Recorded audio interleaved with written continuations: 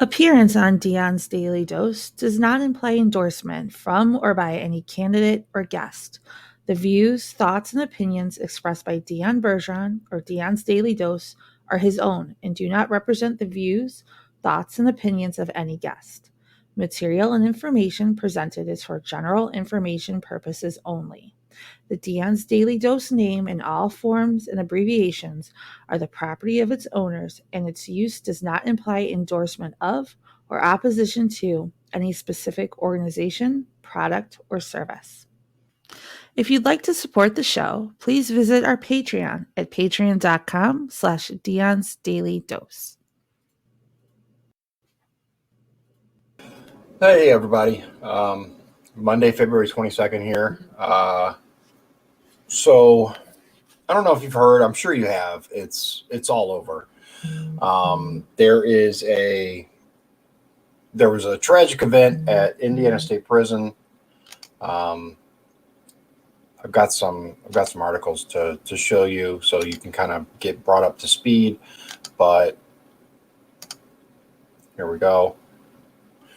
Actually, I'm going to start with this one. So,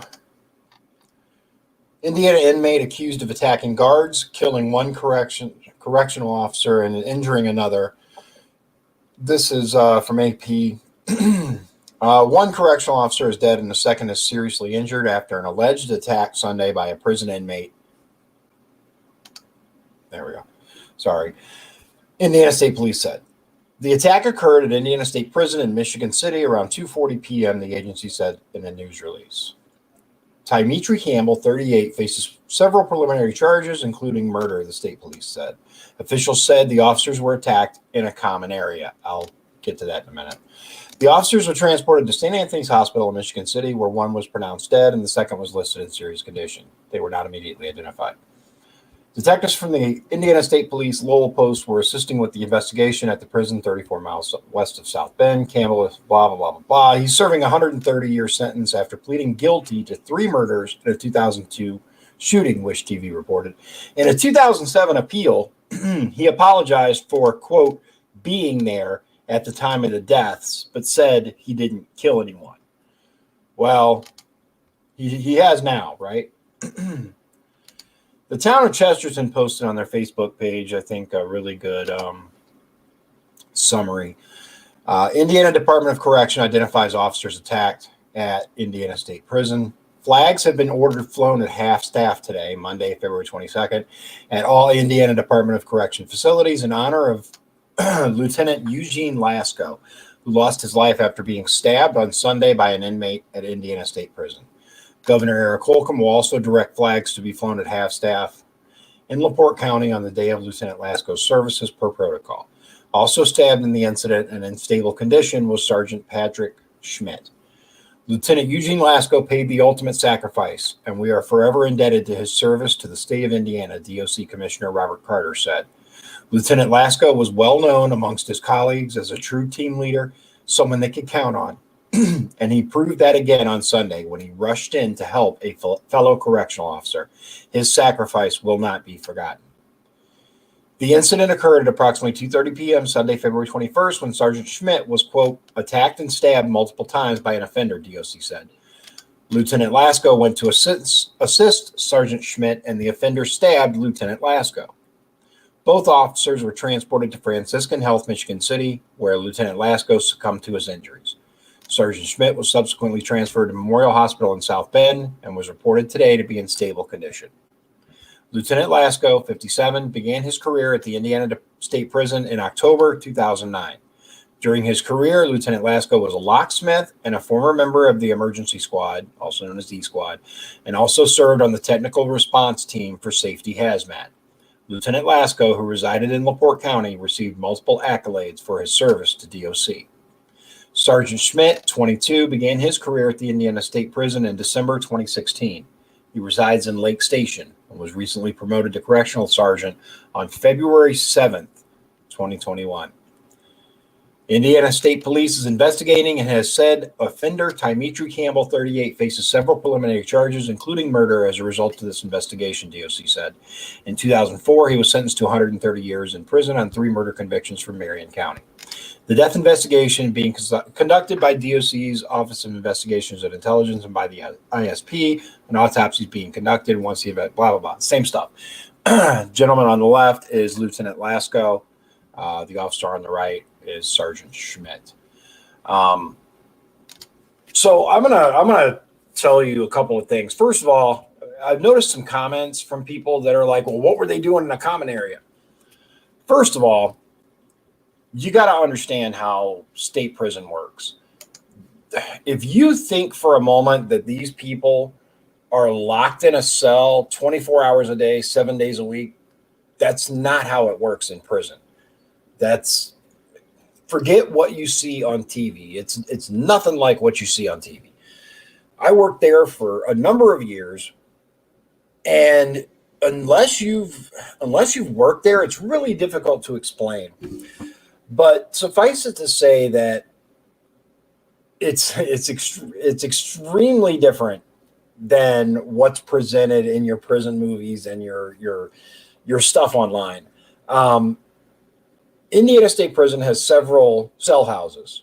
They also have a couple of dormitories where it's an open area. I do not know what cell house this offender was in. I don't know where the incident took place. I don't know any of that. I've heard some information, but it's not. Chow lines had hundreds of inmates. You have to understand that at any given time, you are overwhelmed, not just outnumbered, overwhelmed. A general, like for example, let's take C Cell House, hundreds of people, 300, 400 people, 2 officers, maybe 4 at fully staffed. So 100 to 1. When you work in the chow lines, you have a couple officers in the actual prisoner's dining room, and you have inmates from multiple cell houses at times in there feeding. It could have happened anywhere. I will say that Lieutenant Lasco is, I never worked with him, but I've talked to him. I've worked around him. I remember him from my time. I didn't know him well or anything like that, but that article I think is absolutely correct. He was well known as a true team member, someone they could count on, and he proved that again. The officer, the sergeant, was attacked, and the lieutenant rushed to his rescue. Unfortunately, this caused him to lose his life. There's no good way to describe a prison if you don't understand it. But I'll tell you this: police officers work around people, and their jobs are very dangerous. Don't get me wrong. Correctional officers work with convicted murderers and rapists and the worst of society on a daily basis, every day. Police officers in general don't deal with the worst of society every single day. Correctional officers do. It is a very, very dangerous job. It is something that does not get the credit that it should. The people who do that job are a special breed, and it's a very, very dangerous line of work. There are those who have broken under the pressure, the stress, because it is extremely stressful. It is in very, very stressful position. I've talked before about the ratio of suicides is one of the highest out there. The absolute pressure that people are under and working around these people on an everyday basis, you can't get comfortable.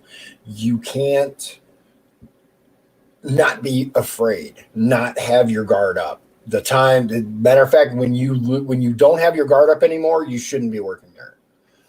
It's an extremely dangerous place, and any of these people at any moment can just snap and hurt you or kill you.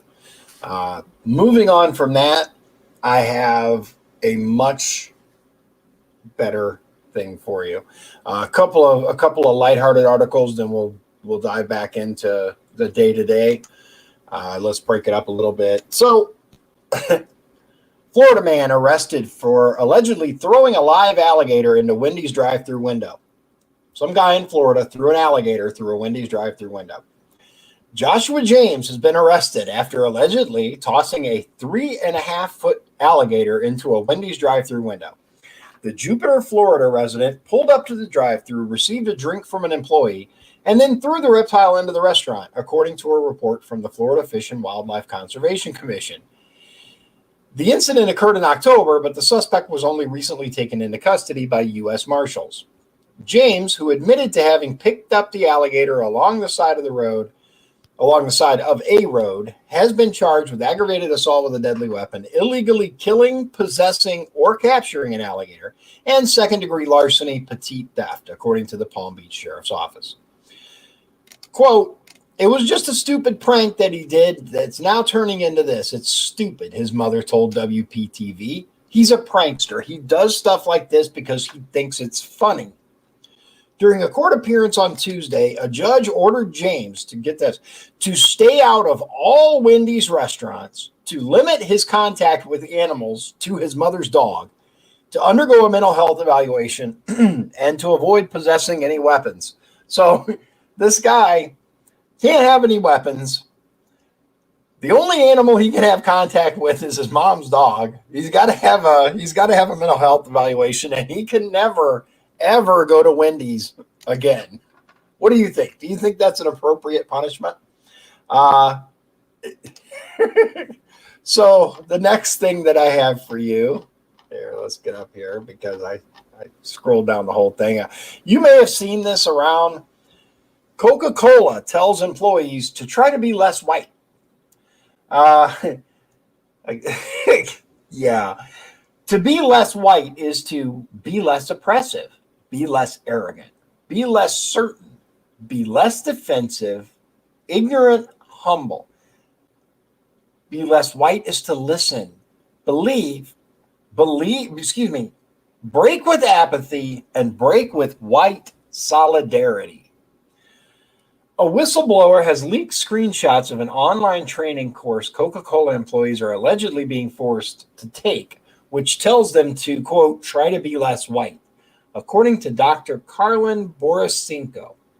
The course, which appears to be from White Fragility, author Robin DeAngelo, says that, quote, to be less white is to be less oppressive, just like the stuff that I read up here. Borisenko, an organizational psychologist and staunch critic of critical race theory, shared the leak Friday on Twitter. These are the screenshots from it. Just here, then this is the best summary that I can come up with. Imagine the outrage if Coca-Cola told employees to try to be less black or try to be less Jewish. Just think about that, and yeah. And I got a couple of good-hearted stories for you. So this person crafted a blanket and put it in a bag. They left a note that said, "I am not lost. I was handmade for you. If you're cold and need me, please take me." Person found somebody's wallet, sent it to them. Hope it makes it back to you. I've lost mine before. It sucks. This is actually really cool. It's a New York pizza place called Mickey's. No money, no problem. Free slices if you need. One register open. Look at the line. This lady couldn't get her WIC card to work, and I kid you not, every single person in line behind her tried to pay the bill. Dude in front of me won and pulled out an extra $100 to give her. In case you needed to know, a lot of people are actually all right. That's so wholesome. It really is. There are some really amazing stories. I'm not gonna go through them all. I'm gonna save some for next time because there are a lot. We'd be here for quite a while. Uh, I'll get into a little more of we're directly working at ISP, and then we'll wrap up with a couple more heartwarming stories. Um, so one of the things that people don't really understand about, especially a maximum security prison and Indiana State Prison in particular, is yes, you have all these cells, right? All these cells where people are locked up, but they're not there all the time. Many of these people actually work, whether it's at the license plate factory as mechanics, as range tenders, stuff like that. Most of the people there actually have a job, uh, one way, shape, or form. The other thing is, in order for, unless the prison is on lockdown, which I guarantee you it is now after this, but unless the prison is on lockdown, which if it's on lockdown for too long, the offenders start getting extremely restless and problems just consistently start. But unless it's on lockdown, you have movement, right? You have these people that go to classes, they go to church, they go to a variety of different things. Um, yeah. Liz says the prison is a city. Inmates are on the move hourly and at meals. All license plates for our cars are made there. Yeah. So every single license plate in the state of Indiana is made at the digital license plate, DLP factory, which is actually in Indiana State Prison. A lot of people aren't aware of this, but Indiana State Prison actually produces its own power. It's got its own generator, its own power plant. If for some reason the power grid went down, ISP would be fine. Something to keep in mind in post-apocalyptic America. But you'll have to get in line because there are plenty of people who are going to make a break for that place. But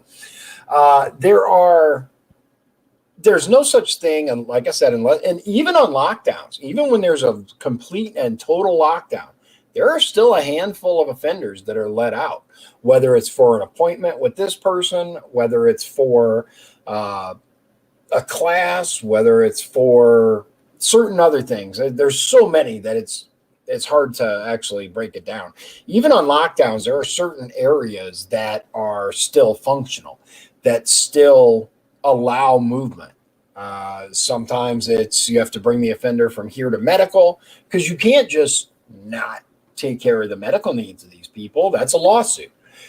So there are people that are in transit back and forth to medical every hour. During a normal day, inmates are moving from this place to this place. They're going either to the chow hall for breakfast, lunch, and dinner 3 times a day. They're going to go to their college courses. They're going to go to their counselor or the doctor, or there's a massive amount of movement. There are thousands of inmates at Indiana State Prison. And so movement is inevitable. You're going to have these people that go to different places at different times. So a lot of times you'll have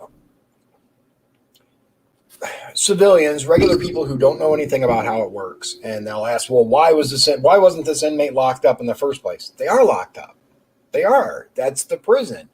The prison itself, the exterior is secured. But inside, there are people moving around. There are things going on. There's consistent movement. It isn't a place for the faint-hearted. It isn't a place where you go and you can just be happy-go-lucky, which is a whole other thing. Apparently, with the phones and all of that, I've talked about this before, but apparently they're allowing officers to have limited phone use now because they can't get enough people off their phones. It's unreal. Back when I worked there, one of the things that I actually liked about working at Indiana State Prison was the fact that when you went to work, you were there. That was it. There was no communication. Emergencies aside, there weren't any communications from the home or your buddy calling you or your spouse saying bring home milk. None of that stuff. You didn't get phone calls. Liz, my wife, actually worked control, right? Now, control it's also known as key control, and it's kind of the central hub of the prison. They are in charge of the radio. They are in charge of the keys that are assigned. Now it's all digital. I don't know, but at the time you had to check keys out and check them back in before you left, and that whole other there are some good stories there, but essentially control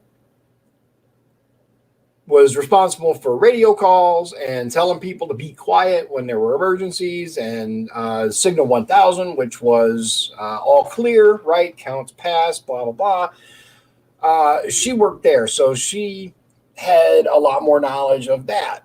uh, which also I might add was one of the few air conditioned areas of the prison because it was right next to the armory, so they had to keep it cool.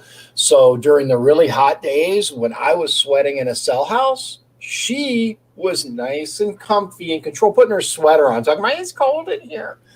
Yeah, there were some people that were not too thrilled with her, but she controlled the phone access, right, when she worked in control. So if you needed to get a line out, if you wanted, let's say you wanted to order a pizza, right? Now at a normal job, you could just pick up the phone, order a pizza, and pick it up outside.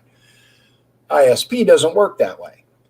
You would have to call control, and you'd be like, "Hey, outside line. Well, what do you want? I'm going to order a pizza. Can you order a pizza for me? Yeah, if you give me some, right? You gotta play it the right way." And she scored pizza that way. Yeah. But one of the best things about working there for me was the fact that you couldn't be bothered. There were no bill collectors that could get in touch with you there. There were no annoyances that would happen. You were covered. So I don't really get the fascination with wanting to be connected while you're at that job. That just like you should leave that job there when you go home, you should leave home when you go to that job. Leave everything there and concentrate on the job while you're there. It's not a place that you want to be distracted. It's not a place where you want to have people bothering you and taking your focus away from what you need to be doing, which is paying very close attention to these people. And that's another thing that people need to understand, if you don't already.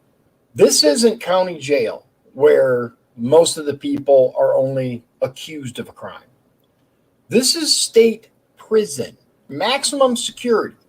Every single person in that facility has been convicted, usually of a heinous crime, long sentences. You don't get sent to Indiana State Prison when you only have a year or two. You get sent to Indiana State Prison when you have a long stretch that you have to do. It's not something that most people understand. There is a semi-related couple of things that I want to show you. So let me bring this up here. This one, unrelated, but I feel that you should know. DailyMail.com. Democratic representatives write to cable companies, including AT&T and Comcast, and streamers Amazon and Hulu, demanding they drop Fox News, OAN, and Newsmax over, quote, misinformation. Energy and Commerce Committee members Anna Eshoo and Jerry McNeary are demanding TV providers drop Fox News, One America News, and Newsmax. The California representatives, big shock, right? California, claim the right-wing media networks served as misinformation rumor mills and conspiracy theory hotbeds. The letter asking if they plan to continue airing these three networks was sent to a dozen different cable, satellite, and streaming companies on Monday. Recipients of the letter include Google parent company Alphabet, AT&T, Verizon, Roku, Hulu, Amazon, Apple, Comcast, Charter Communications, Dish, and Altice. Yes. Yeah, that's exactly right. Yes, you are absolutely right, Matt. And we've seen it before, the cancel culture coming for you. We cannot possibly allow you to have an alternative view other than the one we tell you to have. Get out of here with that. The other thing that I want to show you is, and this is very, very disturbing, to say the least. Here we go. So, whistleblowers. Software bug keeping hundreds of inmates in Arizona prisons beyond release dates. According to Arizona Department of Corrections whistleblowers, hundreds of incarcerated people who should be eligible for release are being held in prison because the inmate management software cannot interpret current sentencing laws. KJZZ is not naming the whistleblowers because they fear retaliation. The employees said they have been raising the issue internally for more than a year, but prison administrators have not acted to fix the software bug. The sources said Chief Information Officer Holly Green and Deputy Director Joe Proferi have been aware of the problem since 2019. The Arizona Department of Corrections confirmed there is a problem with the software. As of 2019, the department had spent more than $24 million contracting with IT company Business and Decision North America to build and maintain the software program known as ACIS that is used to manage the inmate population in state prisons. One of the software modules within ACIS, designed to calculate release dates for inmates, is presently unable to account for an amendment to state law that was passed in 2019. $24 million for this crappy freaking program that can't even do what it was supposed to do. Senate Bill 1310, authored by former Senator Eddie Farnsworth, amended the Arizona revised statutes so that certain inmates convicted of nonviolent offenses could earn additional release credits upon the completion of programming in state prisons. Governor Ducey signed the bill in June of 2019. But department sources say the ACIS software is not still able to identify inmates who qualify for SB 1310 programming, nor can it calculate their new release dates upon completion of the programming. Quote, "We knew from day one this wasn't going to work," a department source said. "When they approved that bill, we looked at it and said, OS. After repeated internal warnings, employees sent a report to department leadership in October 2020, specifically detailing the software bug. Here is the actual report that they sent. Anyway, that's about it. I'll give you the link if you want to go check out the actual thing. But ultimately, it's unfortunate. It really is. Regardless of what these people did, if they've served their sentence, they need to be released. And laws that were put in allowing additional credits and whatnot. Why did Arizona spend $24 million for a program that doesn't even work? It doesn't even work like it was supposed to. Garbage. Absolute garbage. Let's see. I think that's pretty much it. There's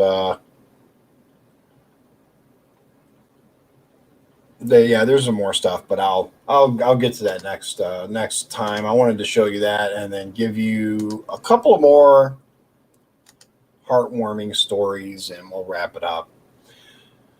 So this Willie, whoever Willie is, donated his kidney to this truck owner's daughter, which is really nice. This person found an iPhone. This is actually cute. Found iPhone. Is this your phone? We found it in the grass. It still works, but it's locked, so we can't figure out who to give it back to. Call this number if it's yours, or if you know whose it is. If you're wondering why we went through the effort of making posters, the answer is that we had nothing to do and are apparently extraordinarily kind people. Also, you have 2 missed calls from your mom. The helpfulness of strangers. So this guy here, his wheelchair fell apart while shopping in a store. A slew of retail workers stopped to help him reassemble it. So, see, there are good people out there.